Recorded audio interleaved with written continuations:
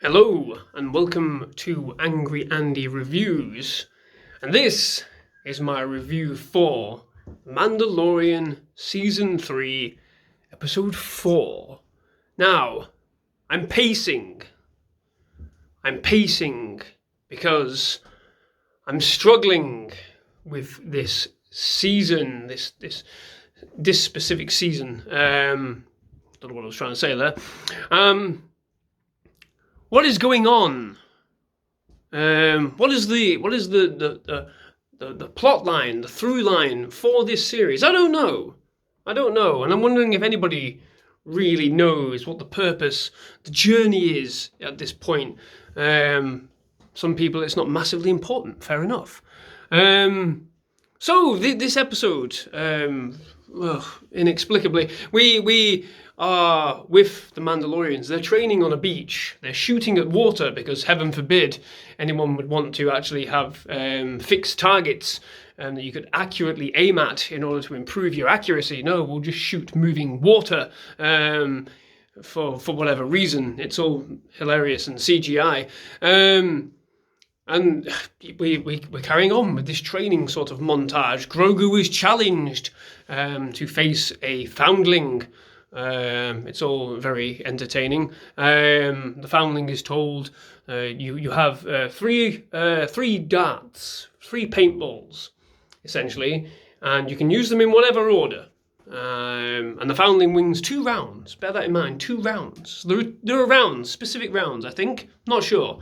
And Grogu decides to cheat after a little pep talk and does a double backflip and shoots all 3 at the foundling. The other foundling was told he had 1 point after each shot. They were told to reset. Okay, 1 rule for one, another rule for the one who sells the most toys. The foundling is obviously abjectly disappointed at this point and moves away from the rest of the herd, and you can see what's coming.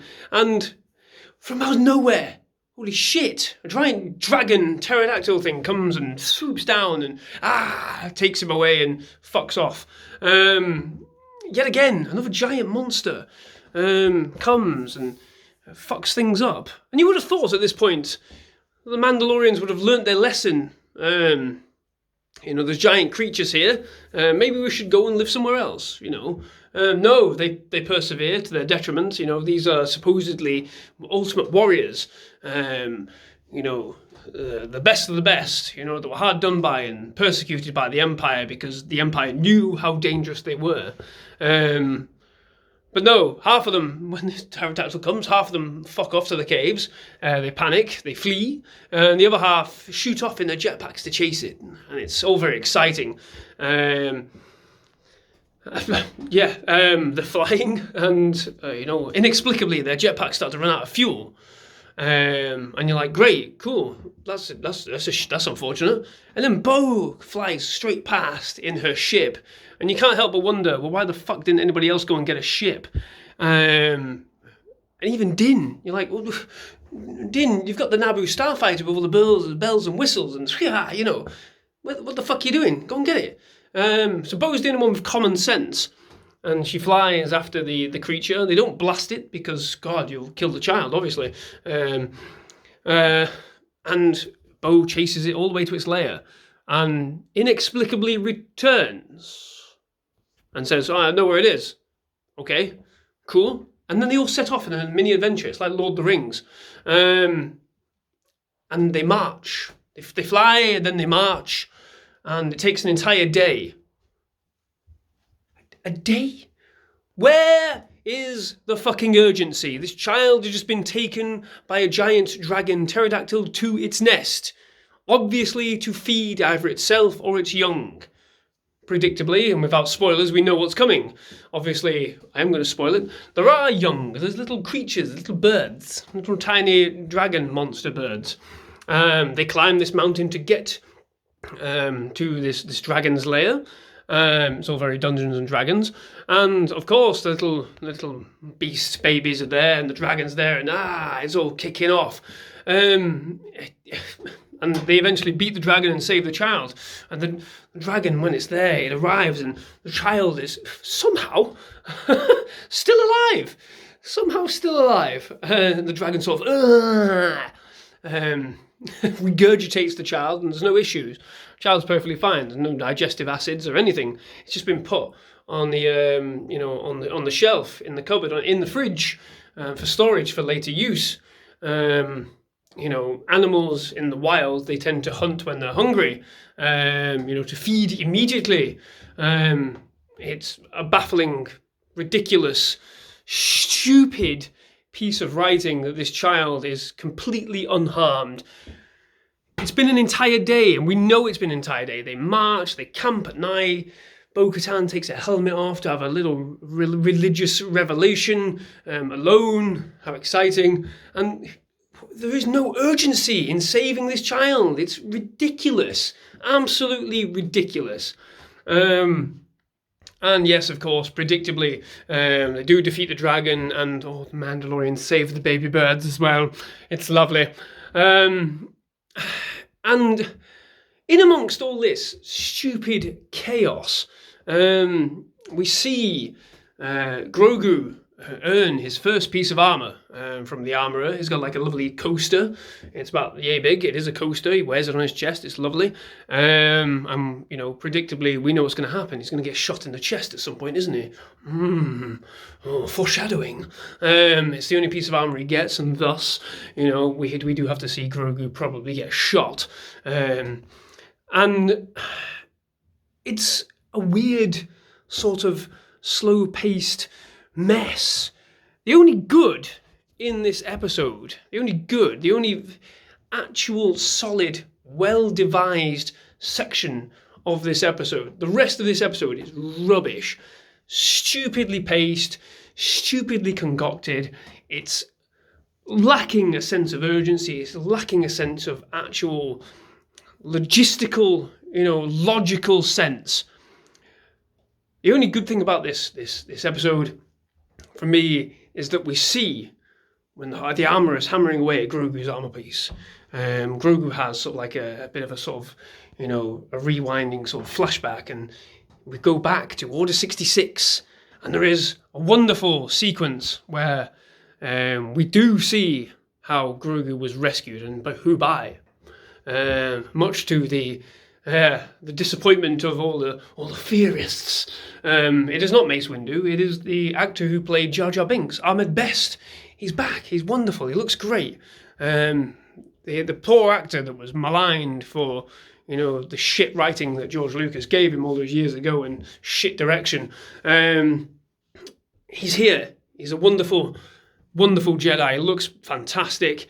He dual wields 2 lightsabers to save Grogu, and there's a lot of urgency. There's the urgency. We're seeing it. It's magical. And he gets on a Naboo ship.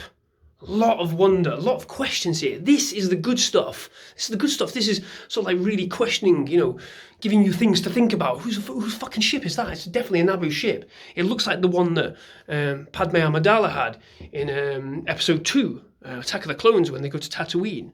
It looks exactly like that. It's that kind of ship. So whose is it? Who has chartered this ship? Who knew what was going on with Order 66? Did Padme give a sneaky sort of nod and say, get the fucking people out of there as much as you can? Who knows?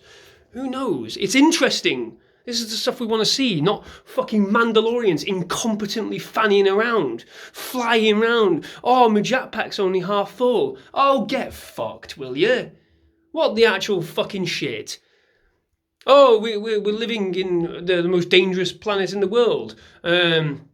This giant bird creature's come. Funnily enough, this has happened before. I shit you not. They say this in the show. Oh, this has happened before and we've never managed to rescue anyone. What? You've allowed this creature to attack your base numerous times, take other children, other Mandalorians, and you've done nothing about it. Really? Rubbish! Ludicrous! You're living next to a lake where a giant turtle crocodile creature lives, and we do see another one in this episode as well, so we know it's vastly populated.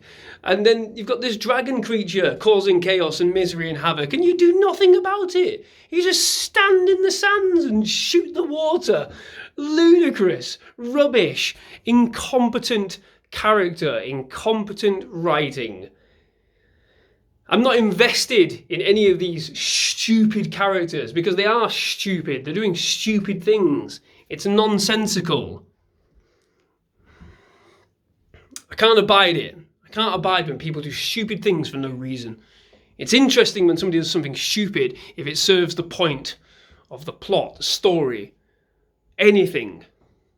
Like Jar Jar in Attack of the Clones, he's manipulated into saying something in the Senate that triggers the intergalactic war because said person knows he's stupid and can be manipulated. Doesn't excuse Jar Jar's behaviour in the first film, episode 1, but it's utilised in the second film. Here, everyone's just fucking stupid because they're stupid. And it's rubbish. And I'm not enjoying it. I'm not invested in these characters. I don't know what the journey is. I don't know what the point is. I don't know what the point is.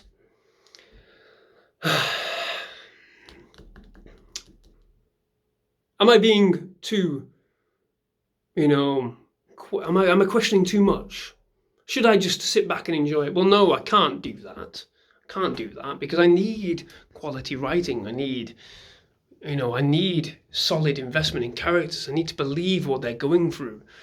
There's been multiple moments in the last 3 episodes, where we could have had some really good moments, especially with Bo-Katan as she's rediscovering her religion, and we're skirting over it. We're absolutely skirting over it. Oh well, to follow the creed, you must have dinner alone. Well, I have dinner alone every other friggin' night. It doesn't mean I'm turning into a religious zealot. So give me more, feed me more. In this moment, what is she feeling? What is she experiencing? How is it changing her as a person? We get very little of it. She assists and helps rescuing this child. Great.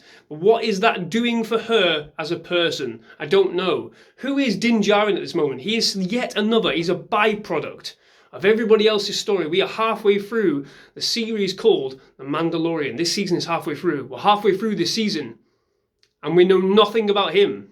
Oh, his journey's all right. He went into the waters. He's fine. He had a bath. No issues. Now what? Are we servicing other people's stories? Yes, we are. I don't care about my heroes. I don't care about the leads. I don't care about the side characters. At this point, I don't even care about what Grogu's doing because, again, there's no progression really. Oh, he gets a lovely coaster to put on his chest. Great. Now what?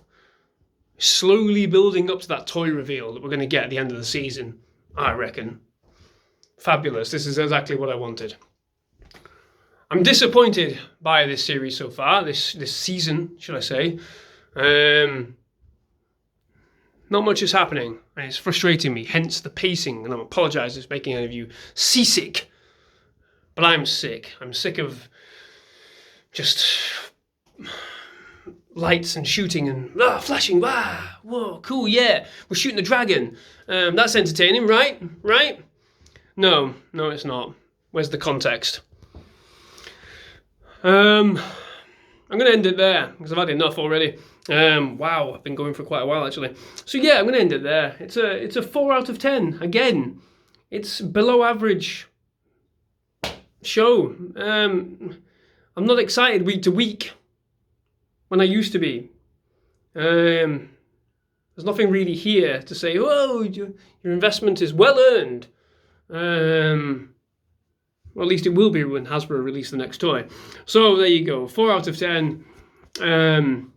Let me know your thoughts. I really want to get your thoughts on this. Am I being too harsh? Am I judging this incorrectly? Obviously, everyone's thoughts are their own, everyone's opinions on their own. But am I looking too much into this? Let me know what you think. That's it for now. Bye-bye.